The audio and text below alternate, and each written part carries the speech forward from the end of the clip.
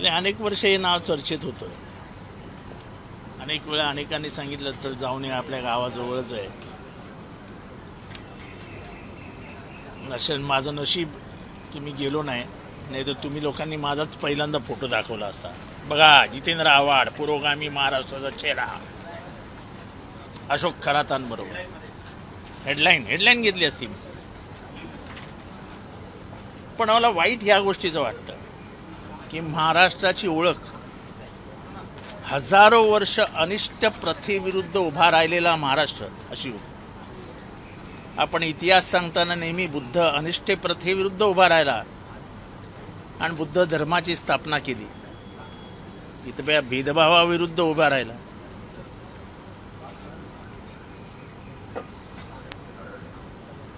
इथे बसवेश्वरांना असो, महावीर जैन असो, तुकाराम महाराज, इथली संत परंपरा, इथला वारकरी संप्रदाय हा नेहमी अनिष्ट प्रथेविरुद्ध उभा राहिला आणि महाराष्ट्राचं एक जगामध्ये आगळं वेगळं असं नाव झालं. पण गेल्या काही वर्षांमध्ये महाराष्ट्राच्या पायऱ्यांवरतीच काळ्या जादूची चर्चा व्हायची. म्हणजे हा काळाने घेतलेला सूड आहे की काही माहीत नाही, की ज्या कायद्याच्या ज्या कायदा मंडळामध्ये ज्या कायदा केले जातात त्या मंडळाच्या पायऱ्यांवरती आपण काळ्या जादूची चर्चा करायचो. काळ्या जादूला राजश्रय मिळत गेला, काळ्या जादूला राजकीय आशीर्वाद मिळत गेला आणि तो वाढत गेला. फोटोमध्ये चांगल्यांचे फोटो आहेत. मला माहिती आहे 3:30 वाजता सकाळी पूजा व्हायची, 4:30 वाजता पूजा व्हायची. पण ह्याच्यातला सर्वात मोठं आश्चर्याची गोष्ट आहे की पोलीस इंटेलिजन्स काय करत होता. इतके वर्ष हे चालू असताना पोलीस इंटेलिजन्सला हे कसं समजलं नाही. पोलिसांनी इथल्या मंत्रिमंडळातल्या मंत्र्यांना कसं काही सतर्क केलं नाही की कसं जाऊ नका. हे काय आहे.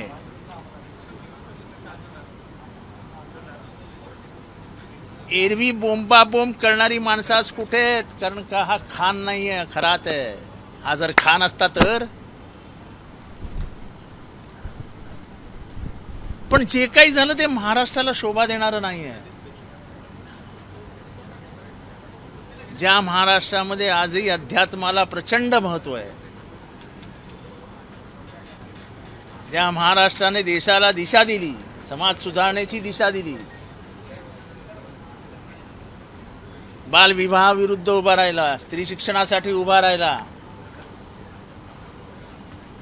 त्या महाराष्ट्रामध्ये काळ्या जादूला इतका मोठा राजश्रय. ही चौकशी कशी होईल, काय होईल, पुढे काय होईल, मला याच्याबद्दल मला काहीही बोलायचं नाही. मला फक्त बोलायचं एवढंच आहे की महाराष्ट्र बदनाम होतोय. महाराष्ट्र एवढा कधी बदनाम झाला नव्हता. आपण जेफ्री एप्स्टीन बोलतोय, एप्स्टीन फाईल, त्याच्यात पण रक्ताचाच वापर केला गेला. त्याच्यात तर रक्त प्यायलं गेलंय. आपण एप्स्टीन फाईलबद्दल जास्त चर्चा करत नाही. पण एप्स्टीन फाईल मधला सर्वात मोठा प्रकार काय माहिती आहे. लहान पोरांचं मांस खाल्ले गेलं आणि लहान पोरांचं रक्त प्यायलं गेलं. इथे काय, इथे एक बोट कापले गेलं आणि त्याचं रक्त काहीतरी म्हणे ते कुठेतरी टाकून त्याची पूजा करून मग ते काय करायचे. आता अनेक जण एक दुसऱ्याची बोट तपासताना बघत होते, मस्करीत करत होते. हे जरा बोट दाखव रे तुझं. म्हणजे इतका संशय विधानसभेमध्ये व्यक्त होत होता. भले ती मस्करी असेल, पण आपलं बोट कापलंय काय लोक दाखवायचे. माझं बोट नाही कापलं, माझं बोट नाही कापलं. काय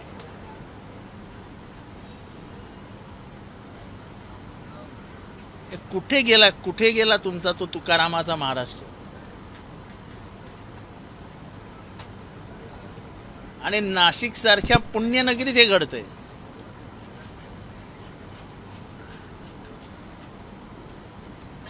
आणि काय मालमत्ता हो त्याची. ही मालमत्ता अशीच आली. चिंचुके म्हणजे नाशिकमध्ये चिंचुके काय नाशिकमध्ये चिंचांचे झाडं खूप आहे. मी नाशिकचं आहे, त्यामुळे चिंचुके रस्त्यावर मिळतात. ते चिंचुके तो लाख लाख रुपयाला विकायचा यार. त्याच्यावर काय कलाकार कोण नाही. त्याच्या बुद्धिमत्तेचा वापर व्हायला पाहिजे होता. एक चिंचुका जो 5 पैशालाही मिळत नाही, तो 1 लाख रुपयाला विकायचा. त्याची अंगठी विंगठी करून काहीतरी छाछू छाछू करून द्यायचा हातात.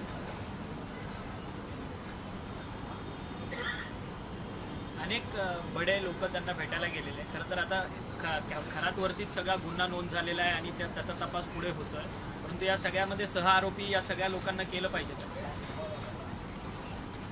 हे बघा, महाराष्ट्राने नैतिकता बघितलेली आहे. नैतिकतेच्या आधारावरती अनेक राजीनामे बघितले. नुसतं हायकोर्टाचं एक स्ट्रिक्चर आले तर राजीनामा देणारे मुख्यमंत्री बघितले.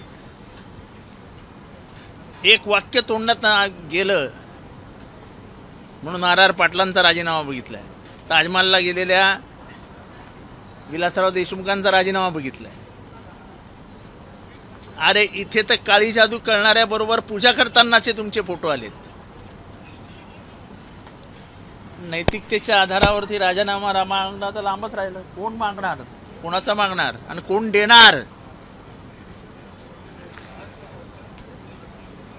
म्हणजे आज उद्या आणि परवा विधानसभेचा शेवटचा दिवस आहे. मला वाटतं उद्यापासून खराची चर्चा पण होणार नाही. जसं माझं मत आहे की एप्स्टीन फाईल बंद होण्यासाठी म्हणूनच अमेरिकेने इराणवर हल्ला केला. इराणवरती हल्ला करण्याचं दुसरं कुठलंच कारण नव्हतं.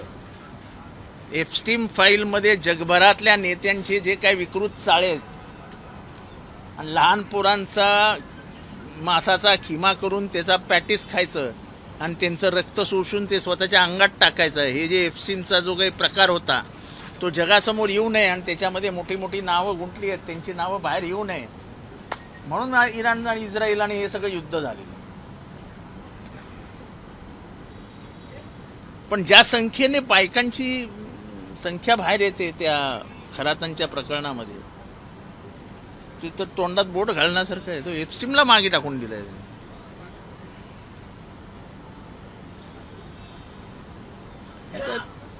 याच्यात अजून काय म्हणजे काय बोलावं याच्यात? अशा लोकांना ठेचून काढलं पाहिजे अशी राज ठाकरेंचं वक्तव्य आहे. हे ठेचून बिचून काय होणार नाही. मानसिकता बदलली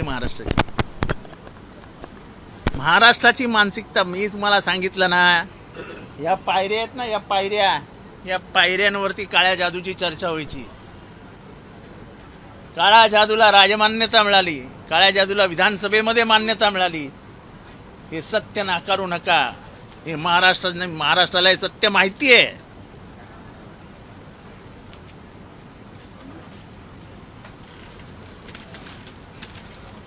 महाराष्ट्राची मानसिकता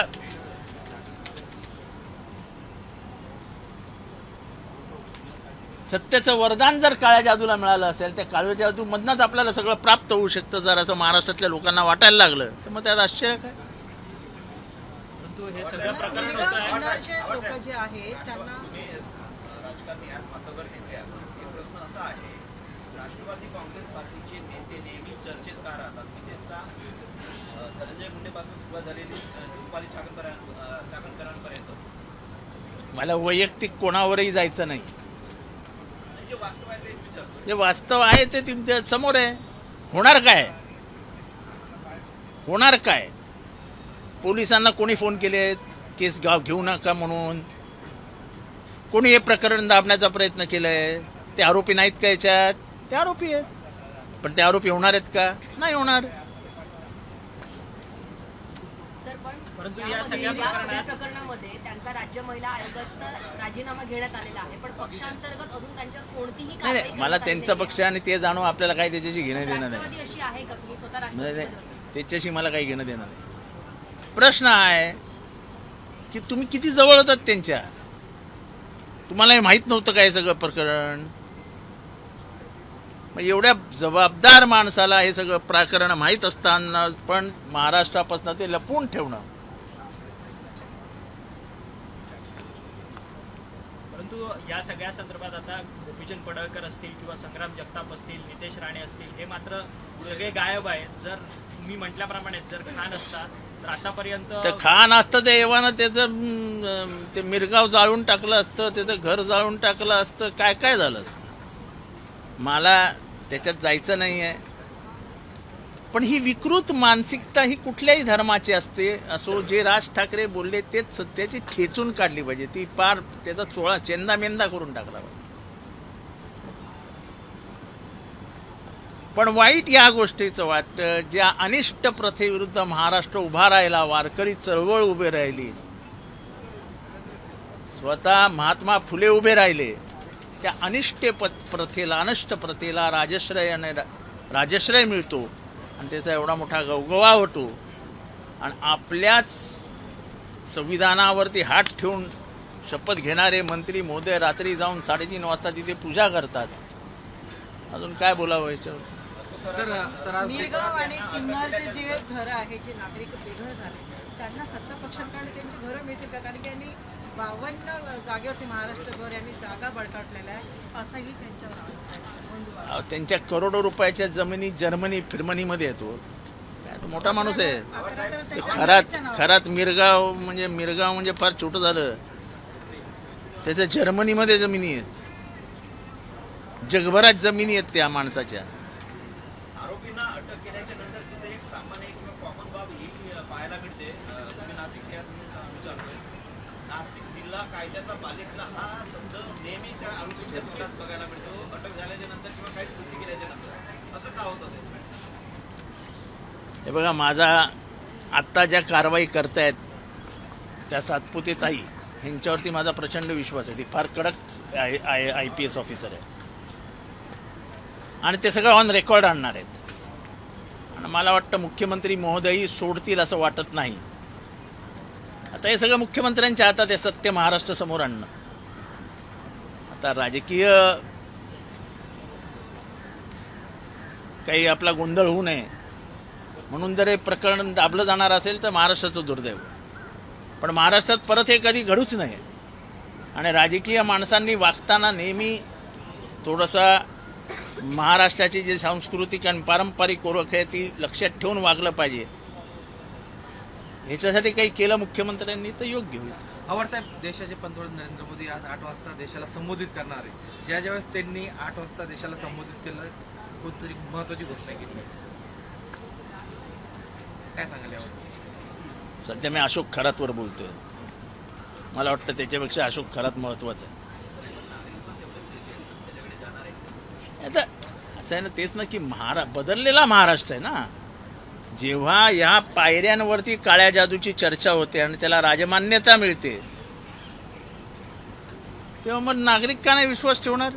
तुमचे जर मोठे मोठे मंत्री 3-3 तास तिथे जाऊन पूजा करणार असेल तर त्या गावकऱ्यांना पण वाटणारच ना, ज्या आयला याचं नशीब बदललं, माझं कधी नशीब बदलणार, चला जाऊ त्याच्याकडे.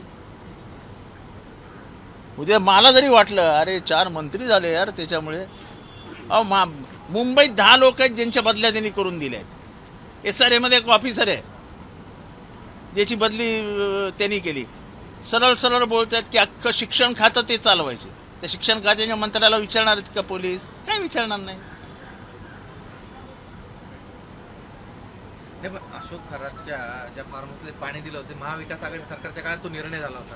अहो, कोणाच्याही काळात निर्णय झाला असो, महाविकास आघाडीच्या झाला का युती सरकारच्या झाल्या, असा एखाद्या विकृत माणसाला जिवंत ठेवणं आणि त्याला मोठं करणं हा पाप ज्यांनी कोणी केलं असेल तो पापी आहे. हे काय मी काय सांगत नाही की आम्ही नाही केलं, त्यांनी केलं, त्यांनी नाही केलं, आम्ही केलं, काय माझं काय म्हणणं नाही आहे. अहो, या तुकारामाच्या महाराष्ट्रात तुम्ही कुठल्या विकृताला मोठं करता हा प्रश्न आहे. तुम्ही मला प्रश्न विचारताना माझं मी काय उत्तरं दिली ते मी ऐकलेलीच नाही. तुम्ही आत्ता आला. नाही, मी इथं होतो. माझं तर आज सातारा प्रकरणावर आम्ही काय बोलायचं? 2 मंत्र्यांना मारलंय. त्या मंत्र्यांना लाज वाटली पाहिजे ना, राजीनामे दिले पाहिजे ना. मंत्र्यांना मारण्याची वेळ येते आणि ते मार खाऊन परत येतात इथे सांगायला आम्हाला मारलं म्हणून. अहो, ते जाऊ द्या ना. मार खाल्ल्यानंतर ते विधानसभेत येऊन सांगतात आम्हाला मारलं.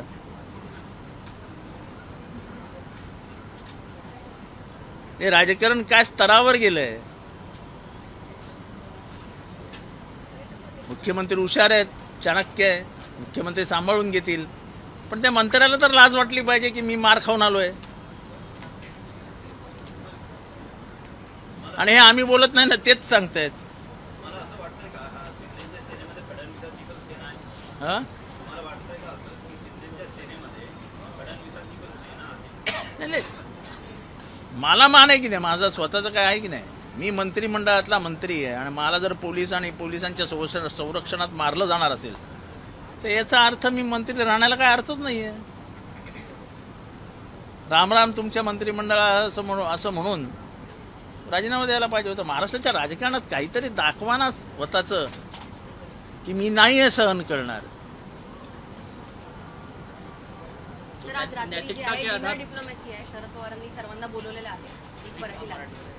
तर बोलावलेलं आहे सर्वांना शरद पवारांनी आज. नेमकं काय- डिनर डिप्लोमसी नाही हो, ते निवडून आलेत म्हणून एक जेवण देणार आहे, त्याच्यात डिनर डिप्लोमसी कसली. नैतिकता के आधार पे इस्तीफा देना चाहिए. महाराष्ट्र ने आज तक वो बेचारे हमारे आर पाटिल गुजर चुके हैं, वो एक लफ्ज बोले थे तो उनका इस्तीफा लिया था. ताजमहल आज होटल पहुंचे हुए विलासराव देशमुख का इस्तीफा लिया था. ऐसे कई इस्तीफे सिर्फ नैतिकता के आधार पे लिए गए. यहाँ तो एक काला जादू करने वाले आदमी के साथ पूजा करते हुए देखे गए हैं. हमको कोई नैतिकता बाकी नहीं है, हम कुछ नहीं करते.